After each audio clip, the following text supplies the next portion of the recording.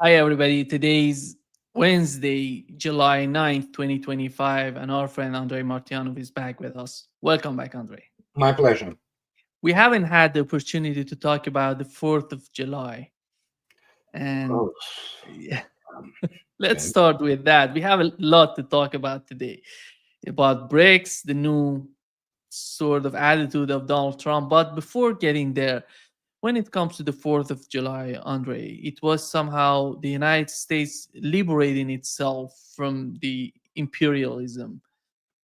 And when you see down that the United States is going in the same direction as the British Empire was in those days, and how do you see the changes, these changes that has happened in the aftermath of the liberation of the United States, the independence of the United States? Why they came to this sort of situation that we're in with the United States? Well, founding fathers would have been appalled observing today what is happening. But then again, we have to also make an adjustment for the time, their time, and what they were trying to accomplish. Obviously, they believed in republic, and this is what is enshrined in the obviously Federalist Papers. John Jay, James Madison, all writing about how what republic is, why it's so important, things like that. But the problem is, of course, centuries passed and the United States degenerated into empire because this is the only way it can exist. This is the only way American capital can exist. And in this case, we have to go back not to their actually founding fathers, who again would have been appalled by what they would see today, what is happening to the United States. But we have to go to Lenin and his fundamental article, well, not article, it's actually the work, which is called the Imperialism as the Highest Phase of the Development of Capitalism, where it says that, yeah, the thing which starts immediately after they reach this phase is what? Export of the of the capital outside, industrial capital, and complete financialization of the economy. And in this case, that structure, which is the political economic structure, which we observe today in not only in the United States but also in Europe, for example, it can exist only through the imperial, expansion. Otherwise, it's dead in the water because this is the method of the production of or producing the so-called value. But United States doesn't produce much value anymore in this respect. And as a result, we see what is happening, the tariffs, wars, and the idiotic behavior. And because you can print money, but you cannot produce things which are real, tangible values. You have to produce things which are, of course, what? You have to build, you have to produce industrial plant, you have to really improve the life of people by means of real technologies. How about, finally finding the cure for the cancer? Russians found it. Actually, it's there. Actually, the vaccine against cancer, and they actually treating now the fourth stage cancer, metastasized cancer. So this is like, oh my God. But no, you have to constantly produce something which is virtual, like iPhones. It's the same crappy smartphone as any other, with just couple more whistles. And so you constantly drive people to this, which is called conspicuous consumption and consumption in general, that eventually it breaks down mental health of the nation. Because at some point of time, when you live in the debt, because that's the only thing they can produce, debt, they issue cheap credit. Now they cannot issue the cheap credit. Suddenly, what do you have? You have the nation which lives in the trillions upon trillions of the debt in the credit cards and all kinds of other things like mortgages and things like that. So this is not value. This is killing of the economy. And so as a result, what you have, well, that's what you have. And then, of course, everything else just pulls, after itself. For example, like I'll give you example, the U.S. Navy. And I understand from the pure formal logic, it's understandable. Oh, U.S. Navy has to constantly control the shipping lanes of communications because United States does the trade, which it does, no problem with that. But the point is, how much United States imports today? It imports practically everything. Go to any Walmart, go to any, Costco. It's all made somewhere, China, Southeast Asia, And you look at those things, and of course they have to have the Navy, which very much, strained, trying to keep those shipping lanes or communications open, allegedly against somebody, I don't know, China, which will for some reason decide to kill the goose, which which carries the bears the golden eggs and things like that. It's like, okay, so, and that's how it coalesces into this thing until it begins to consume itself. And we are at the stage. The combined West is over. The imperialism, as the way they saw it, is over, because now you cannot just run, a couple of the battleships, with their 16-inch guns and start, shelling the capital of some, shore or seashore country. Suddenly, people can get cruise missiles, anti-shipping cruise missiles, or they can, like Houthis did. You saw yourself what Houthis have done. So, yeah. And that's when it begins to implode on itself. And in the end, where everything becomes with the complete decomposition of the moral and political abilities of the political elite. Yeah, there's no Epstein list. Nothing. They were about to publish it, but it doesn't exist now. And yeah, Mr. Epstein, as Tucker Carlson correctly stated, we have to now apologize to his spirit now, because obviously the guy was absolutely innocent. Yeah, so that's what we get. This is the result. This is how they managed to kill the country, which is the United States, in the last 30 years, especially, accelerating after 9/11. And this is when the whole hell, broke loose. And we see those, and again, look at the elites in the West. This is pathetic. It's just, it's pedophile central, all kinds of the deviances, all kinds of no humanity, no morality, nothing, complete decomposition. It's a human sewer. Andrei, Donald Trump is somehow, last week, we learned that the United States is going to stop sending weapons to Ukraine, and they're not interested in sending more weapons. We were talking about Europeans may escalate. They're talking about drones and all of these things. But what is happening in the United? You live in the United States. You deal with these issues within the society there. What's going on? What's happening that Donald Trump every time comes out and says something different? And right now he's talking about somehow he's so much concerned about Ukrainian people. He wants to send more weapons to help them, which we know the outcome would be killing more Ukrainians, is not less Ukrainian. Here is what he said before commenting on that. Yeah. Andrei. More weapons to Ukraine? We're going to send some more weapons. We have to. They have to be able to defend themselves. They're getting hit very hard now. They're getting hit very hard. We're going to have to send more weapons. Yeah, defensive weapons primarily, but they're getting hit very, very hard. So many people are dying in that mess. Yeah. The guy shows that he's so much concerned about what's going on in Ukraine. But why, if you're concerned, why you're not doing something substantial, something important to put an end to the conflict instead of sending more weapons, as we saw with the Biden administration, as we know how did it work out for Ukraine so far? I believe it was 4 months ago when I stated that it is his war now. Nothing he can do about it. He's Trump, and the fact is he is not coherent. And as one of the main traits of the narcissists, especially the high-level narcissists, the extreme or close to the extreme cases, is the fact that they need to live in this alternative universe. They do create alternative universe for themselves where they are perceiving themselves as great and controlling, the whole universe and things of this nature. So, and it's his war now. He thought that his peace deal sounds horrible in Russian. It was always about, United States somehow getting something for the United States, remove it from what United States is, instigator and the party to this conflict. And it is being molded, all its, weapons and advice. And so he thought that he can pull it off. He thought that, well, Putin is naive because he thinks himself to be so shiny. He probably dazzles everybody, dazzles, and people just are in awe from Donald Trump.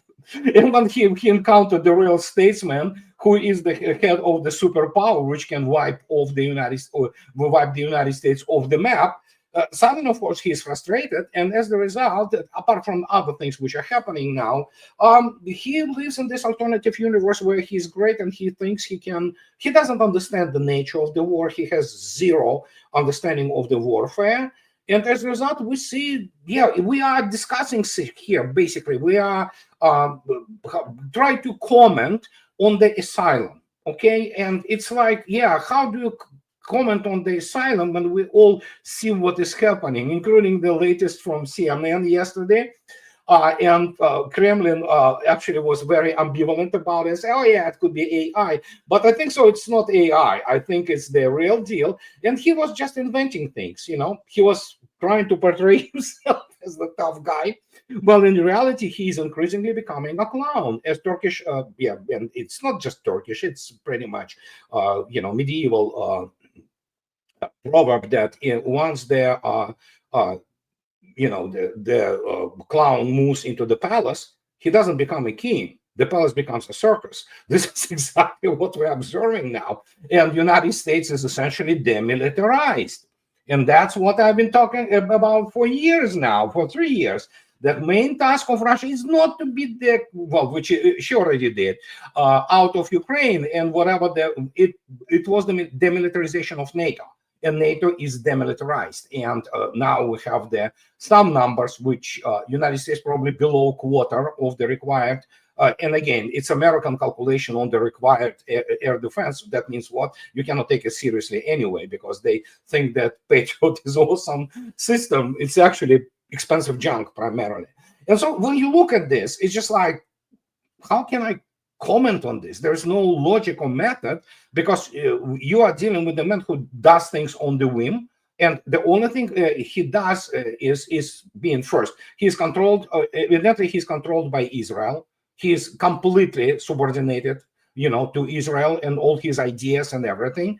So, and he doesn't have time to deal with the issues for the America, which is not doing that well. I mean, so to put it mildly, okay?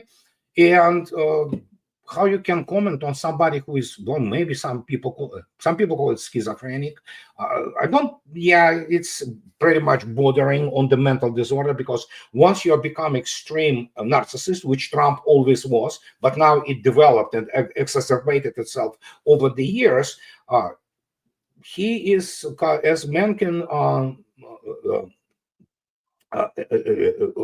stated, that at some point of time, the White House will be adorned by the downright moron, and that's what we have. He's talking about sending. I think so far they're talking about 10 Patriot systems to be sent to Ukraine. No, not 10 Patriot systems, 10 missiles. 10 missiles. Yeah, where will they get those 10 systems? From who? Is it coming from Israel? No. I mean, he has Israel interest, obviously. It's his main interest. But no, the United States doesn't have 10 systems. If we're talking about 10 batteries, which United States ran out of the Patriots a long time ago, and still Ukraine still has some Patriots, primarily concentrated around Kiev. Which they cannot really basically turn them on high voltage, because the moment they will be turned on, they will be detected. They operate only out of ambush and using their actually civilian air traffic radar, which is, of course, reduces the efficiency dramatically. And so, no, he's talking about 10 missiles. It's not 10 systems. So there's, Guardian broke this news. United States is down only, as they said, 25% of required air defense missiles. So, make your own conclusions. It's we don't know the real number. It's probably much lower than 25%. So that means what? They're scraping the bottom of the barrel. Even if you have system, I mean, what's good is the gun if you don't have the rounds to it, So if you don't have bullets, so you go. How can they, if they want to change the battlefield in favor of Ukraine, is there any possibility for them, Andre, in terms of, we know that the manpower is not something to be easily repaired and easily being improved in a short time, because they have the training system, all of these things that should happen before sending the weapons, and the integration of these weapons. Andre, during the war in Ukraine, we've learned that many of these weapons, they're sending them, they don't know how to use it. The combination of all these weapons coming from Germany, the United Kingdom, the United States, how they can integrate the whole system together. Is that of concern after all for the United States, or they're somehow No, no, they're testing their weapons, they're seeing that what would happen continuing the conflict? no. I mean, they tried. Again, I am on record. You can, and I'm on record for the last 38 months. There never was any chance. Even if the U.S. Army would have been deployed there would have been no chance. It would have been destroyed within probably and sustained catastrophic losses within the probably couple of months. The issue here is not that. There's no way you can change the outcome. You can change some tactical, minutia thing, somewhere on some sector, which probably gonna last for 3 hours, and after that, it's as I already stated, the issue there is the demilitarization of the NATO, and again, they came with the knife to the gunfight. Okay, they came with the table of equipment and organization and doctrinal and operational views from 1990. They have nothing to, they have no reference points other than this, ridiculous thing which they constantly, grasp at, which is, of course, the Gulf War.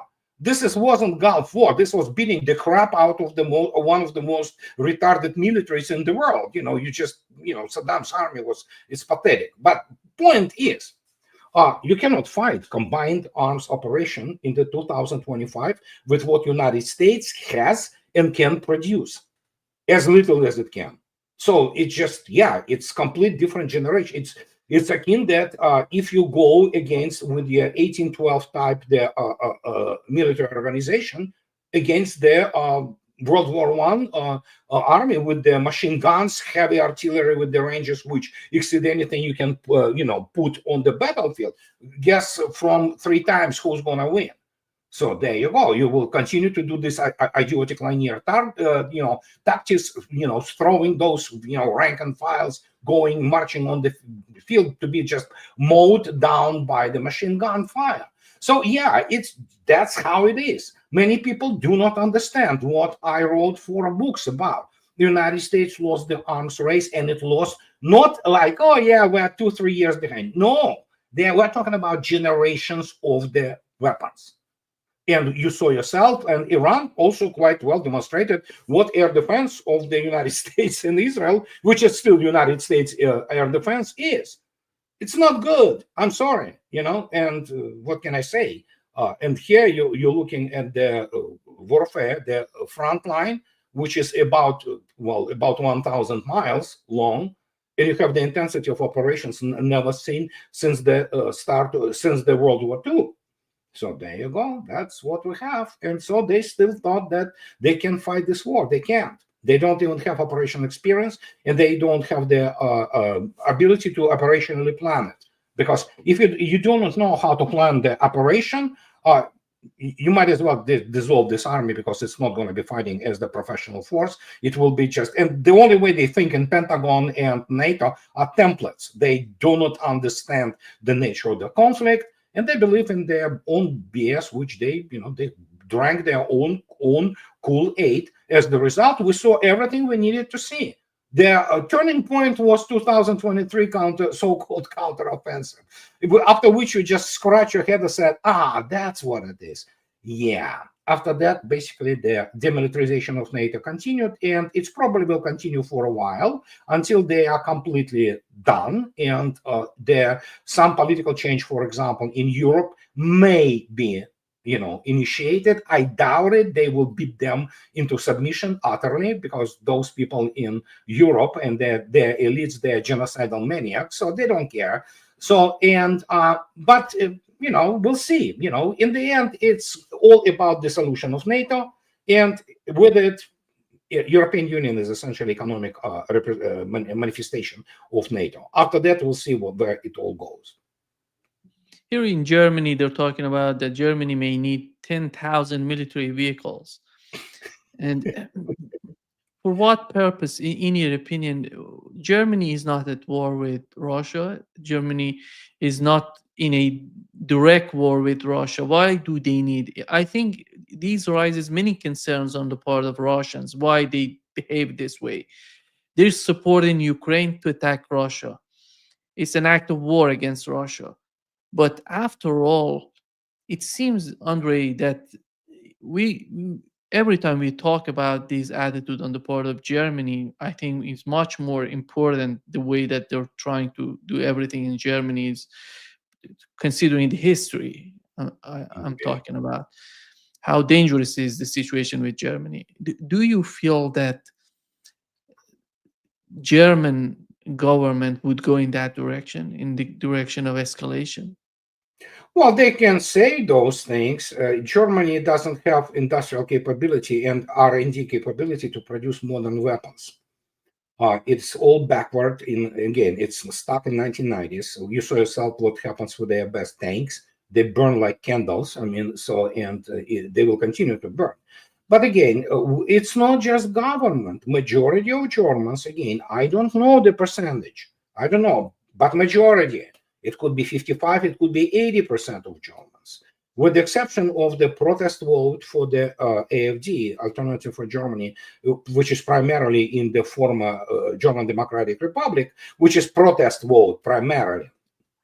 But majority of the Germans, they hate Russians.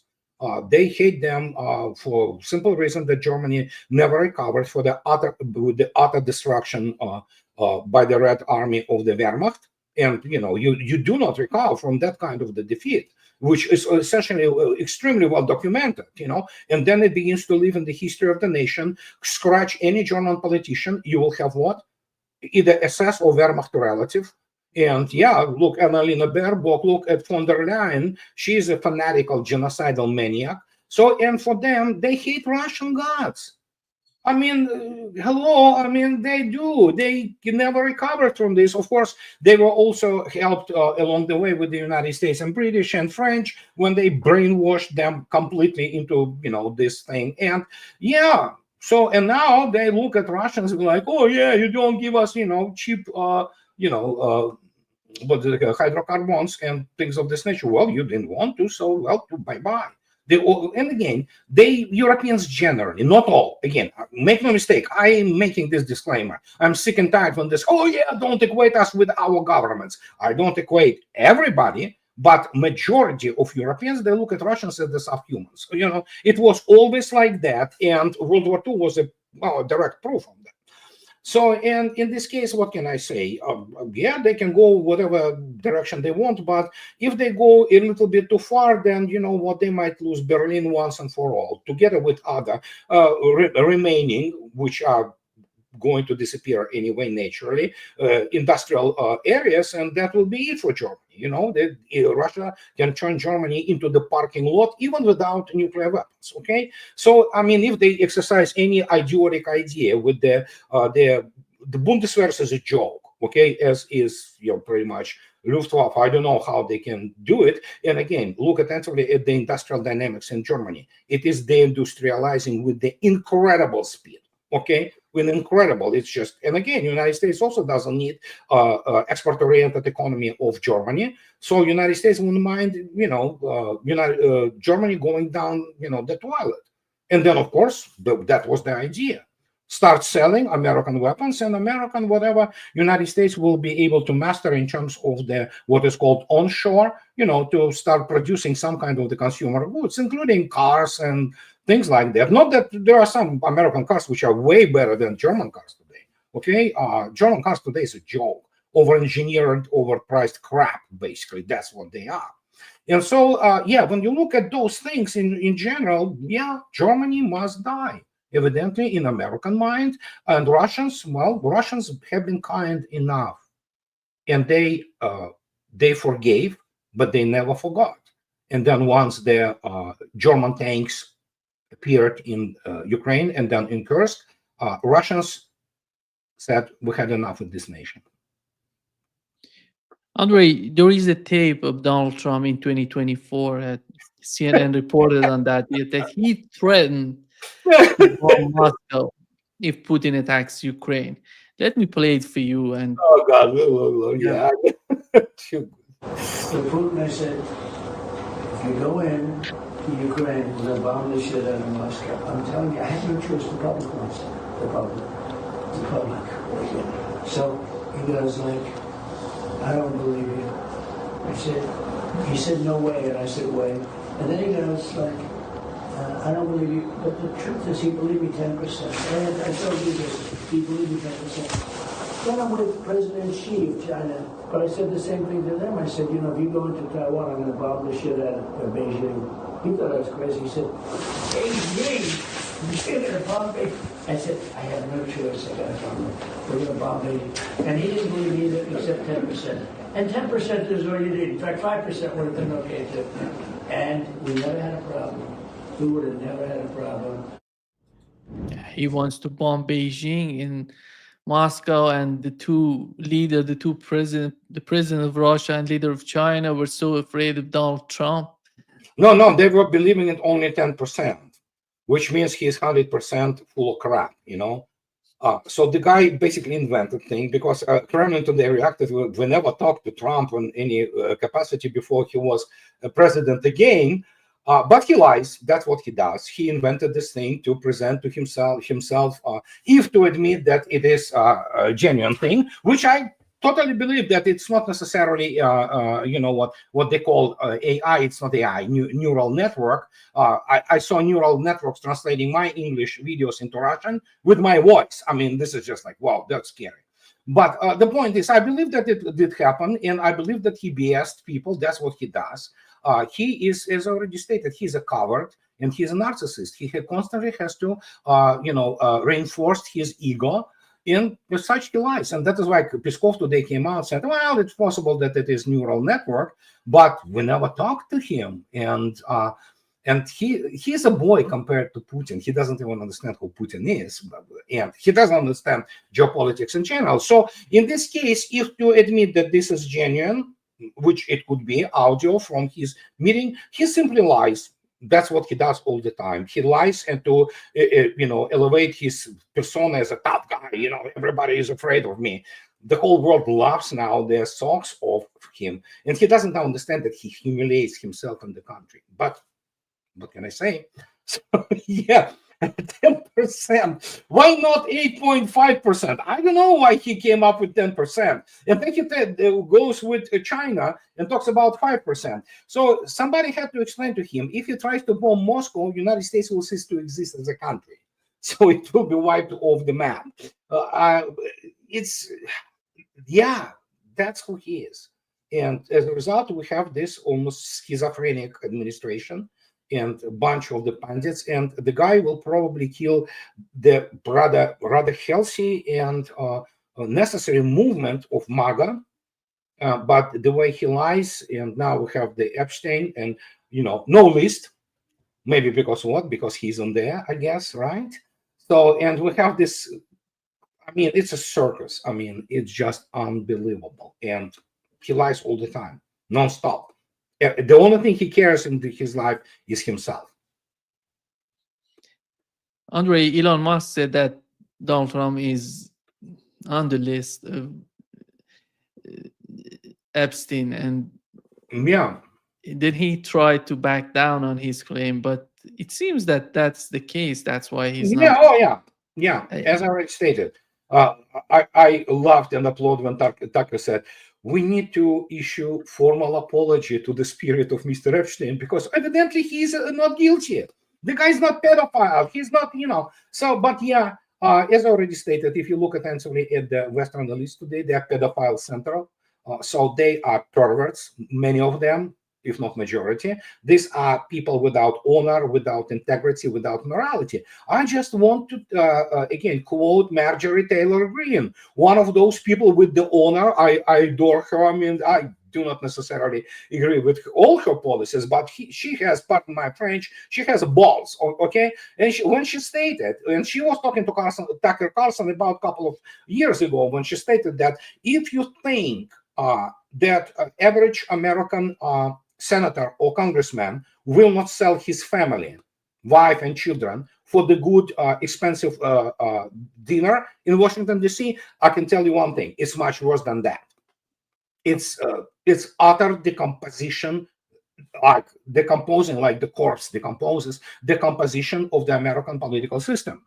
And what I observed, it's much worse than what I actually expected even about 5 years ago, because we see there are things popping up which, yeah, you cannot manage anything. The only reason this class exists is to continue their perversion and, you know, enrichment, and they don't care about us, hoi polloi, you know, so what can I say?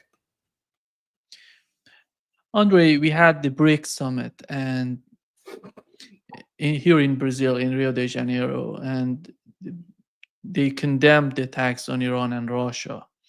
Maybe the tone was not that much, but they tried to do their best. Let's put it this way. How do you find, Andre, the transformation of BRICS? Right now, Indonesia is part of BRICS. Indonesia is not a small country. It's important in terms of their economy. The population is big, Yeah, and everything. largest, Malaysia, it's largest Muslim country in the world, actually. exactly. And they're so.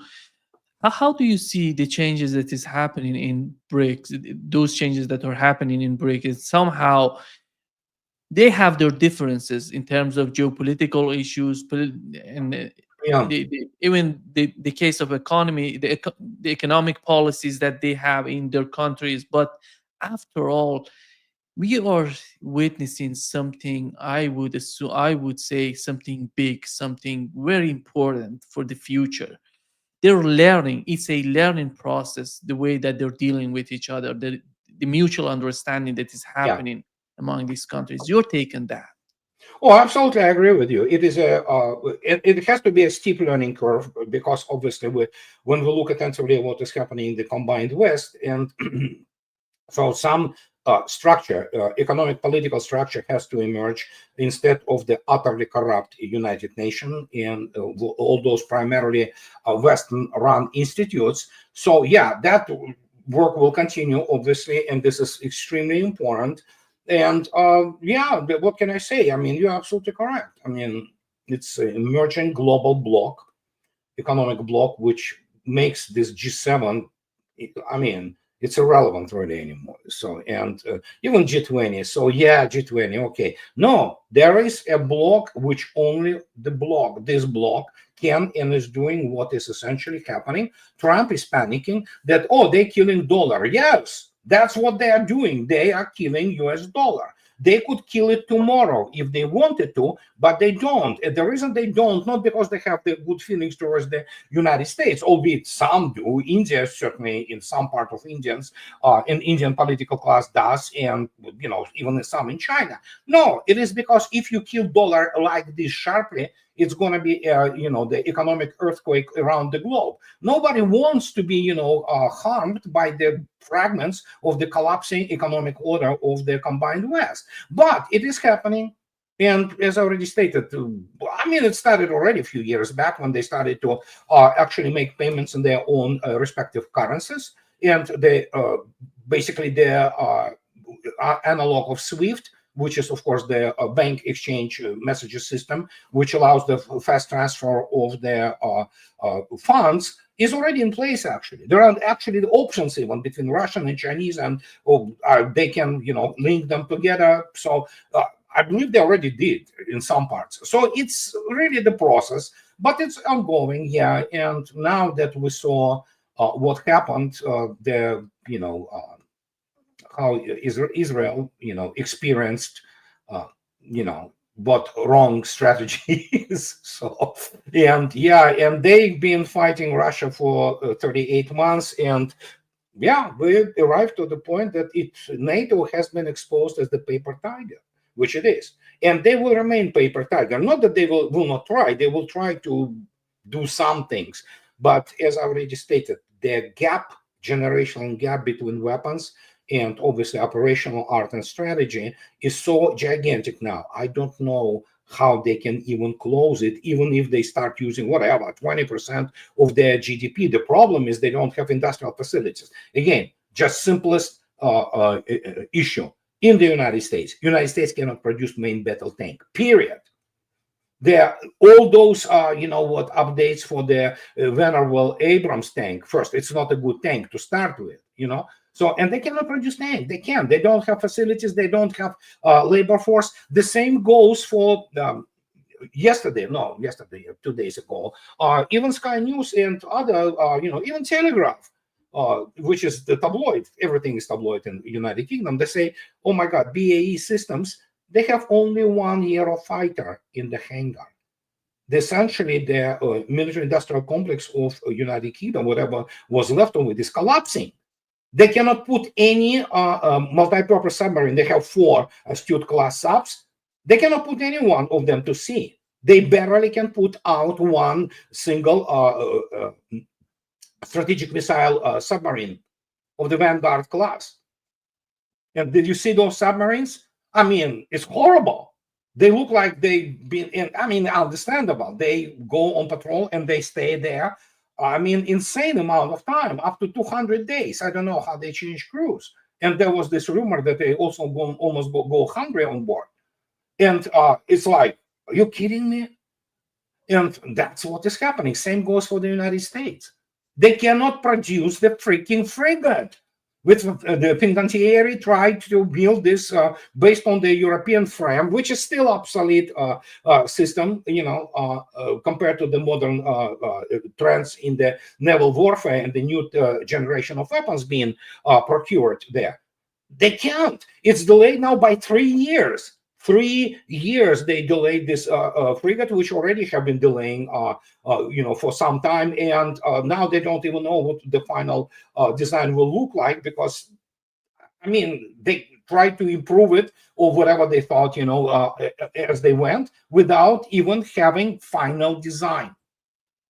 How the hell can you build a navy like this? They can't. And then, of course, you're looking at the working class, American working class, people who had those skills, those brains to go out and weld, cut, create things, so, and they're not there anymore. They have been reduced to the white trash. They have been, assaulted by the opioids, by drugs, by the idiotic, cretinistic culture. And there you go. And the jobs have been shipped, even to Mexico or elsewhere, and then suddenly, where's this American working class, which can do things?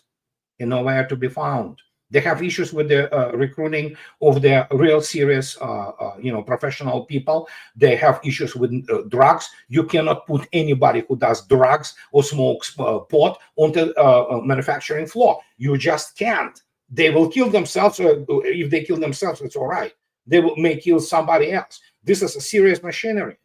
Okay, and it tends to go out of order once in a while, or even all those magnificent CNC, centers, machining centers and things like that. It's all rotates, it's all cuts, it's all drills, it's all, and it is really serious. Powers involved there, electric and mechanical and things like that. And that's what we have now. And as the result, what can I say? They can pretend whatever they want, but they lost the arms race. And they lost the arms race by a gigantic margin. Andrei, do we know how much of these arm production within NATO comes from the United States, and what percentage they get from European countries? Do we have any sort of image on that? Any sort of information? Yeah, you can take a look, and it requires a little bit, half a day, basically running through the open source, doing the open source intelligence. It's from the publications and other analytical things. And again, there is always the wonderful government accountability office in the United States, and of course there is always Congress Research Center. So they provide also sometimes good overview. And the question is that the idea was always from the get-go to destroy European industry and then shove down their throats, as it's already happening, this, American expensive junk. Take a look at the fate of F-35s. So this is what they are buying. It's a garbage plane. I mean, let be frank, So they try to improve it for the last 20 years, evidently. And the question is that, eventually F-35 will substitute, as I just spoke to you, all those Eurofighters. They are good planes, Eurofighters, for example. This is a good fighter plane. It's not really anymore. It's nearing obsolescence because it's not ready to fight the modern air-to-air battle, let alone operate in the serious air defense environment. But still, it's still better than, all this stealth, which is grossly overrated. And so as a result, we have Netherlands, which is completely going for F-35. Germany is buying F-35s. Well, guess what? United Kingdom is buying F-35s. What will Italy do? Buy F-35s. So who's left? Well, France with their Rafales. France cannot produce them like they have. Oh God, it's a pathetic number. I believe altogether they have 92 of them. Okay, which they produce over the span of time. Some of them are in hangar because they are used also as their spare parts, and that's about it. Yeah, they shove those things. They will shove those Patriot Pack-3s under all kinds of the idiotic updates, which will change absolutely nothing. It will suck as it sucked before. And so, but this is what is happening. I already gave example one. Many people do not understand. Spaniards. Oh, we are proud Spaniards. We have Alvaro de Bazan. Look at our frigates. Alvaro de Bazan, we produce our frigates. No, you don't. You're doing that merrily how? Guess what is the feeling of those Alvaro de Bazan ships? Everything. Aegis combat management system, Spy 1D radar. Who? Raytheon, guys. So what is your sonar system? Raytheon. So, and you go, oh, what do you have? Oh, we have MK31 vertical launch system. What are they? Oh, it's American one. And you just go over this like, yeah, sure. Pretend that you produce it. You don't.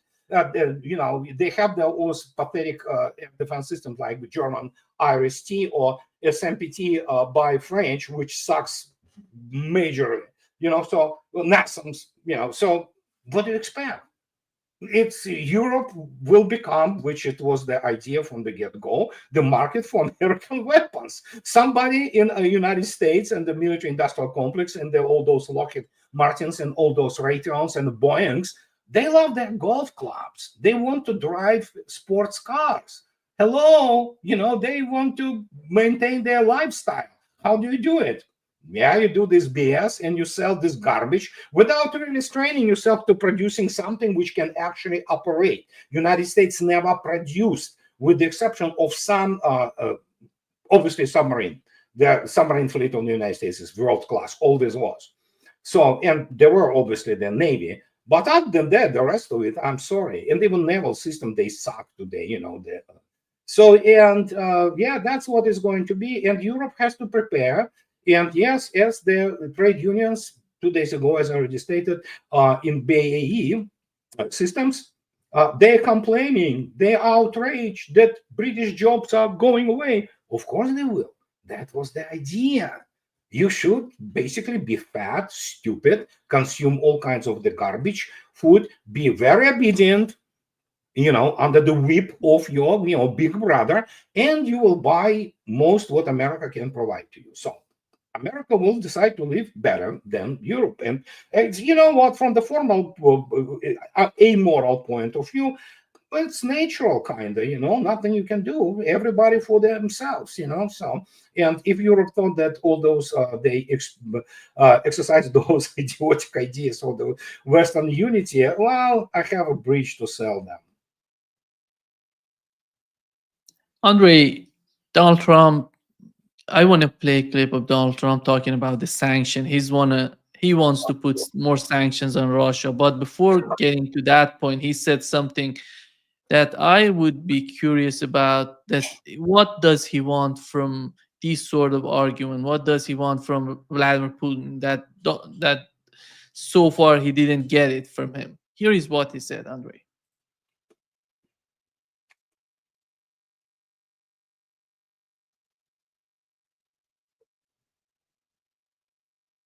bullshit thrown at us by Putin, for you want to know the truth. He's very nice all the time, but it turns out to be meaningless. Do you want to sanction him? Lindsey Graham has a sanctions bill on Russia. Do you want him to move out I'm of looking that? at it, yeah, no, I'm looking. The Senate is passing and passed a very, very tough sanctions bill. Yeah, I'm looking at And it. you'd sign that? It's an optional bill. It's totally at my option. They passed it totally at my option and to terminate totally at my option. And I'm looking at it very strongly. Yesterday you said you want to see Finally, we're ending up with Lindsey Graham, Oh, good Lord. the same Well, guy with the Biden administration right now. But what does he want, Andrei, from Vladimir Putin? I don't see any He doesn't, story. yeah, again, let's state from the get-go. He understands nothing about Russia. Vladimir Putin, for him, is a complete, he pretends that he knows, he doesn't.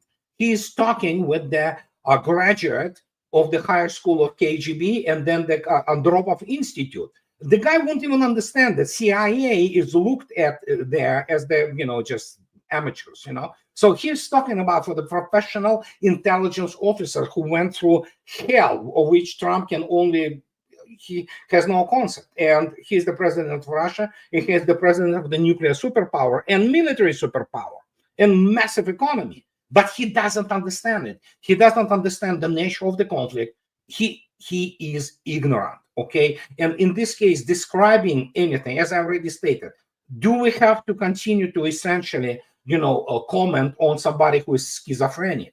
You can't compare it. He has triple Trumps living in his head, and again, we have just different iteration of Joe Biden, with the exception that he can walk himself and he can string together several, phrases. The guy doesn't understand what he's dealing with. I'm on record. United States elites do not understand. They are ignorant. They are highly uncultured. They don't have class. And as the result, they believe all this kind of the BS. And essentially commenting on this is like, dude, Russia outproduces in terms of all military output several times what the whole NATO, US included, combined.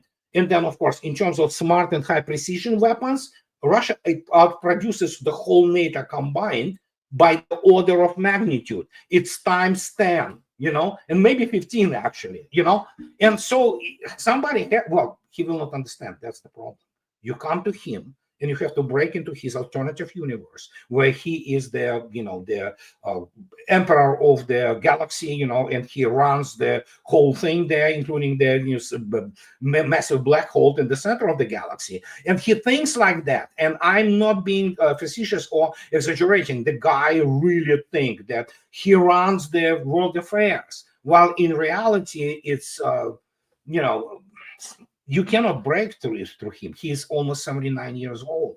He is rigid and not very bright. He doesn't have class. He is a showman and a New York real estate shyster. And he went to talk to people who graduated academies, highest level academies in the, intelligence and military. So it's like explaining me now getting 5-year-old kid and trying to explain to him what the main theorems of calculus, Newton, Leibniz, and what, and the kid will be looking at me, not believing that, oh yeah, it's BS, I will go to play with my toys. And that's what he does. That's toys. Did you see his parade? That's the answer. This is the answer. He believed it was grand. The world laughed at it. And as I already stated, United States Army shouldn't have been humiliated like this, especially considering that indeed, those guys could have been marching on the May 9th in the Red Square as the allies, and brothers in arms, and that would have been an appropriate way to, but humiliate your army like this, you have to be, and believing that it was grand, it was awesome. So that tells you everything.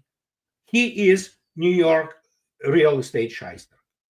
And forestalling, obviously, there will be a bunch of the creeps who go out. But you voted for it. Yeah, we voted against the World War III. Because if you would have this cackling idiot, with the, hand of Sullivan and Blinken up her butt, who would be controlling her, those cretins would have unleashed Third World War III. and that would end up with the nuclear exchange, and we all would have been dead. So in this case, we got one up. But yes, we get a kindergarten child, basically, who is completely delusional. And that's what it is. Look at the main traits of the narcissism. It's not just psychological issue. It's bordering on the mental illness. It's bordering on and maybe he is, as already stated. Larry yesterday wrote that, that it's schizophrenic, essentially, behavior. Because his bubble, it begins to encounter all those, brick walls, and it's either need to, collapse, or he will continue to live in the idiotic state of mind. And yeah, now that Hexet himself paused, those deliveries when he understood that United States practically ran out of the missiles. So there you go. Andrei, on the part of Russians, do you feel that in a long run, how do they see the United States? Even we saw the Biden administration, Trump administration right now, they're trying, they talk all these things. They had some sort of rhetoric before coming to power. We're going to put an end to the convoy in 24 hours. He said that. I said it sarcastically, and then I didn't mean it. And all of these changes that he's somehow, but after all, when it comes to Russia and their point of view toward the United States, how do they see the United States? How do they see the different administrations coming to power and experiencing and practicing the same thing? Well, it's Russian population actually has a very good deal of admiration for Americans, regular Americans, and there was people have to understand. Unlike with Europeans, and Russians are different from Europeans in many in outlook on life, but with Americans, it's the vastness of countries, it's the vastness of the resources and things like that. So there is a kind of almost metaphysical type sympathy. But in terms of Washington D.C., Russians hate it. They know this war criminals primarily, so that's Russians have unlike Americans, Russians are extremely sophisticated in terms of the foreign policy on average. Okay, they know the events, they know how it goes, which comes naturally with the territory and the history of wars. And so, but in terms of Washington D.C. and administrations, Russians, abhor them. They see who those people are. They are extremely well informed about the goings, and there's no love lost there. They just absolutely abhor them. As again, pedophile center, war criminals, just downright, genocidal imperialists. So that's how they look at it, and that's pretty much their attitude. Before wrapping up, Andrei, the main goal, in your opinion, of Russia for the future of BRICS, they were talking about the new system, the SWIFT system, something like SWIFT, something to get rid of the American financial system, because we know that Russia is under the sanctions of the United States in terms of using SWIFT. Iran is is under the same sort of sanctions. And this could be the future for China as well. It's not far away, I think. Oh, it's already arrived to China. Many people do not understand. I elaborated on this. This is, it's not about all those statements. Guess what? Basically, China was denied now the critical thing for them, which is the LEAP engine, the jet engine, which they wanted to put on their, well, they call it Chinese. It's really not Chinese. It's all Western-made aircraft, Comac 919. And it was powered by Safran, which is French, and General Electric. Excellent engines, LEAP engines. Well, guess what? China is not getting them anymore. And you cannot remotorize the plane, which was essentially done with it's pretty much 90% Western. Everything from avionics to jet to fuel system to auxiliary power unit and things of this nature. So, and there you go. It's already in. And China is not getting this. And then suddenly they contracted. It's the plane, commercial plane, primarily for internal consumption. They thought that they can export it. They can't, as you understand, if United States, because if the plane contains more than, I don't remember, 20% of the import parts, you cannot, that plane contains 90% of the import parts. It's essentially Airbus and Boeing joint venture kind of thing, So, and that's the problem for them. And that's just the start. Things will go this way eventually, even more and more and more, until they will try to sanction China into oblivion. But again, China is too huge economically, so it's not easy to do, if possible at all, considering the fact that, again, China is economic monster, okay? But there are critical things, like this situation with the Comac 919, which is now stopped in its tracks, because China has no real competitive engine. And even if it does, you still have to remove pretty much most of the Western systems from the aircraft. Russians went this way. They have excellent experience with that, because they're flying now fully Russian MS-21, Sukhoi Superjet, and Tu-214 is back into serial production. So it's just the way it is. And something else could be, stopped in their tracks. And that's what the United States is doing, and it will continue to do it, So trying to kind of, convince China that it needs to kind of follow in the wake of the American policies. But reality is the main enemy of the combined West is Russia. It is the only country which consistently beat the crap out of the combined West, and they just cannot live with that, So again, if we look at the latest in terms of the historical terms, 1812, Napoleon invasion, dozen of the nations, dozen of the languages, as Tolstoy stated, greatest army in the history at that point, went into Russia with almost 700,000, ended up barely having 20,000 leaving Russia. Napoleon escaped, of course, and abandoned his army. So, and then we have what? Even in World War I, Russia wasn't the loser in the World War I. The greatest offensive operation, which actually changed the strategy and the balance of power, was Brusilov's breakthrough. Many people, buffs know, but reality is obviously nobody talks about it properly. And it was the real breakthrough. They just absolutely mauled the German, Austrian, and Hungarian and other troops.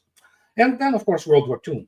And now they went again, and they plan to go further. But again, they have to understand Berlin or Hamburg or Paris do not have any real cultural value for Russians anymore, because Russians now basically cut all the ties with the West. Culturally, most importantly, Russia is not the West as it exists today. Russia is completely different West. And as always was the case, the decomposing West tries to, pretend that it can do something. It can't. Russia can turn actually whole Europe into the parking lot if it decides so. And then the United States, if it, but yeah, they have to maneuver somehow to try to extricate themselves from the conundrum. But with the Trump administration now, they cannot do that. Thank you so much, Andrei, for being with us today. Great pleasure as always. My pleasure. Anytime. Bye-bye. Bye-bye.